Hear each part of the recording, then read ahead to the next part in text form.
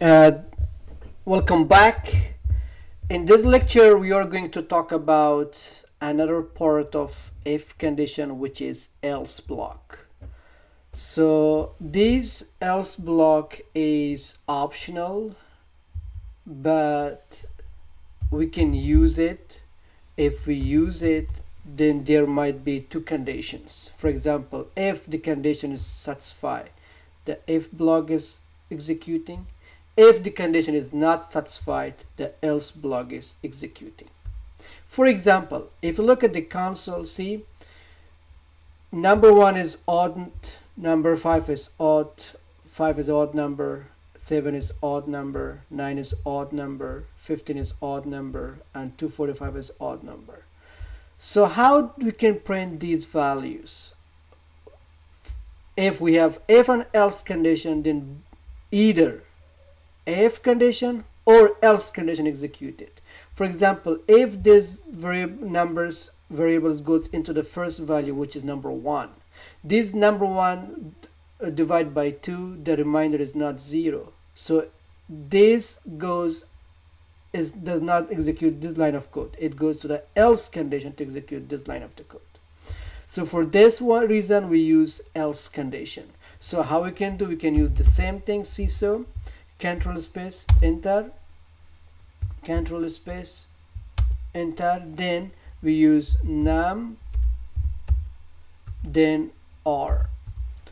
So see here, what we did if, for example, else, if it's not divided by 2 and remainder is not 0, then it should execute it, go to this line of the code and execute from it this one. So if I make a concatenations, I can easily use by plus, then quotation mark, I make it like colon, then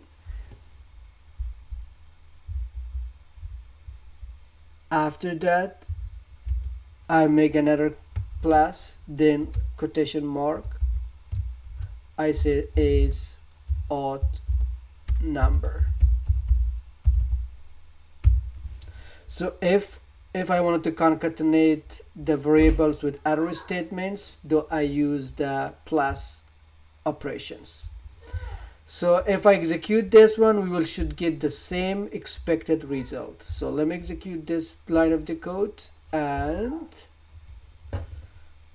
yes, we got 1 is odd number, 5 is odd number, 7 is odd number, 9 is odd number, 15 is odd number, and 245 is odd number. So let me repeat once again. If condition, else conditions. These two blocks of the code act based on the condition. If the condition is satisfied, these line of the code are executed. If the condition is not satisfied, the control goes inside the else condition and execute this line of the code. For example, these variables, if goes the first index, which is 1. If 1 is divided by 2, remainder is not 0. So it does not execute this one, it goes to the else conditions. So else condition execute this one, which is 1 is odd number.